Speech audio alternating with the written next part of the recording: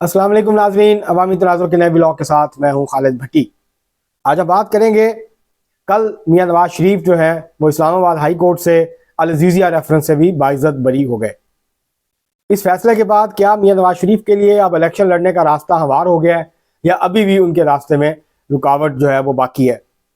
अब ये बहुत बड़ा इस वक्त सवाल है। इसके ऊपर कानूनी माहिरीन और आइनी माहिरीन भी तकसीम है, दो हिस्सों में मुख्तलिफ आरा पाई जाती हैं कि क्या इस बरीयत के बाद मियां नवाज शरीफ जो है वो इलेक्शन लड़ने के अहल हुए या नहीं। इस मौजू पे आज हम बात करेंगे। इससे पहले कि हम अपने मौजू की तरफ बढ़ें, आपसे गुजारिश है कि अगर आपने हमारा चैनल अवामी तनाज़ुर अभी तक सब्सक्राइब नहीं किया, उसको सब्सक्राइब कर लें। आपको वीलॉग पसंद आए उसको शेयर करें, उसको उसके ऊपर महज़ब अंदाज से अपनी राय का इजहार करें, उसको लाइक करें। तो अब हम बढ़ते हैं अपने आज के मौजू की तरफ। मियां नवाज शरीफ जो है वो जब से लंदन से वापस आए हैं तो एक के बाद एक केस जो है वो उनके हक में अदालतों के अंदर हो रहा है। एक के बाद दूसरा जो फैसला है वो उनके हक में आ रहा है। पहले वो एवन फील्ड रेफरेंस में इस्लामाबाद हाई कोर्ट से बाइज़्ज़त बरी हुए, उसके बाद कल जो है वो अल अज़ीज़िया रेफरेंस में भी वो बाइज़्ज़त बरी हो गए। अब जो है वो दो तरह के जो हैं वो सामने आ रहे हैं, आरा सामने आ रही हैं। दो तरह के उनके जो मुखालफीन हैं वो उनके ऊपर जो है वो हमले कर रहे हैं, या ये जो बरीयत है उनकी, इसके हवाले से जो मुख्तलिफ आरा हैं अगर उनको देखा जाए तो एक तो राय ये है जो कि पाकिस्तान पीपल्स पार्टी की लीडरशिप भी कह रही है, पीटीआई और कुछ और लोग भी कह रहे हैं। वो ये कह रहे हैं कि ये बरीयतें उनकी जो बाइज़्ज़त वो बरी हुए हैं तो ये दरअसल इस्टेब्लिशमेंट की मेहरबानी का नतीजा है। ये मुक़्तदर कुव्वतों ने के साथ उनकी जो डील हुई है ये उसका नतीजा है। और ये दरअसल मेरिट पे फैसले नहीं हो रहे बल्कि उनको फैसिलिटेट किया जा रहा है ताकि उनका इक़्तिदार के लिए आने का रास्ता हमवार हो सके। मुस्लिम लीग नून जो है वो चौथी बार अपनी हुकूमत बना सके, वज़ीर आज़म नवाज शरीफ जो है वो वज़ीर आज़म बन सकें। तो ये दरअसल उसी सिलसिले की एक कड़ी है।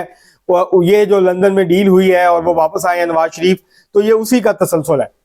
दूसरी राय ये है जो कि ज्यादा साहिब राय नजर आती है, मेरी जाती राय भी यही है कि ये जो उनकी प्रोसिक्यूशन हुई थी, ये जो फैसले दिए गए थे, ये दरअसल इंसाफ का बोलबाला नहीं हुआ था बल्कि इनको मनूवर किया गया था, इनको इंजीनियरिंग हुई थी और ये सियासी इंतकाम का निशाना बनाया गया था, जिसके बायस ऐसे कमजोर फैसले दिए गए जिसके नतीजे में वो वक्ती तौर पे तो मंजर से हट गए, जेल भी चले गए, डिस्क्वालीफाई भी हो गए, उनको सजाएं भी सुना दी गई।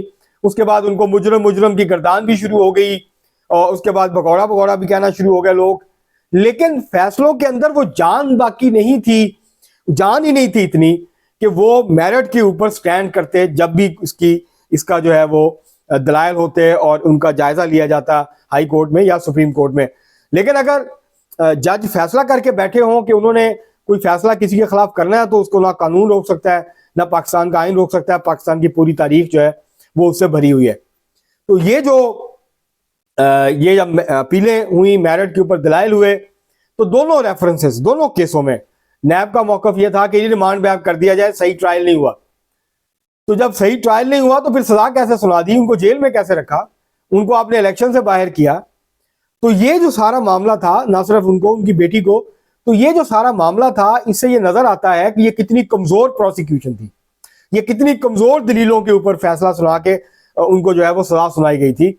तो इसलिए ये जैसे ही मेरिट के ऊपर दलाइल देने पड़े तो नैब के पास कोई जवाब नहीं था। और इस केस में अल अज़ीज़िया रेफरेंस में तो नैब के जो वकील हैं, उन्होंने, प्रोसिक्यूटर थे, उन्होंने ये कहा अदालत में खड़े होकर इस्लामाबाद हाई कोर्ट में कि ये मफरूजे की बुनियाद पर सजा सुनाई गई, ये पूरा केस ही मफरूजे की बुनियाद पर है। और वो मफरूजा जो है JIT के सरबराह वाजिद ज़िया ने जो है वो पेश किया था और उसी मफरूजे की बुनियाद पर उनको सजा सुना दी गई, वो अपनी बेटी समेत जेल चले गए। तो ये, इससे आप अंदाजा लगा सकते हैं कि हमारे यहाँ एहतसाब के नाम पे क्या होता है। हमारे यहाँ सजाएं सुनाने और लोगों को जो है वो फिक्स करने के हवाले से किस किस्म के इकदाम होते हैं, किस किस्म के फैसले होते हैं, और अदालतें किस तरह से फैसिलिटेट करती हैं मुख्तदर कुव्वतों की जो ख्वाहिशात होती हैं, उन्होंने जो सियासी फैसले करने होते हैं उसमें उनको कैसे फैसिलिटेट किया जाता है। तो ये जो सारा नेक्सस था, ये गठजोड़ था, ये सारा का सारा अब जो है वो बेनकाब हो गया।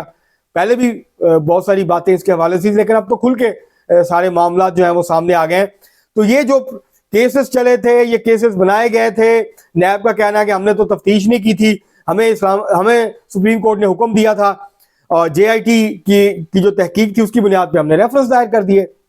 अगर ये रेफरेंस जो है उसके अंदर मवाद नहीं है तो इसमें हमारा कसूर तो नहीं है।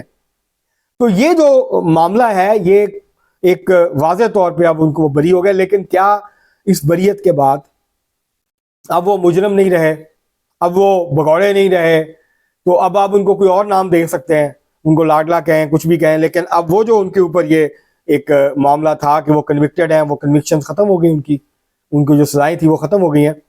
तो क्या मियां नवाज शरीफ का रास्ता हमवार हो गया? तो इसके हवाले से, इलेक्शन लड़ने के हवाले से, तो इसके हवाले से भी दो आरा पाई जाती हैं आईनी माहिरीन, कानूनी माहिरीन में। एक आरा ये है कि नहीं, क्योंकि सुप्रीम कोर्ट ने उनको डिस्क्वालीफाई किया फॉर द लाइफ, इसलिए वो इलेक्शन कंटेस्ट नहीं कर सकेंगे।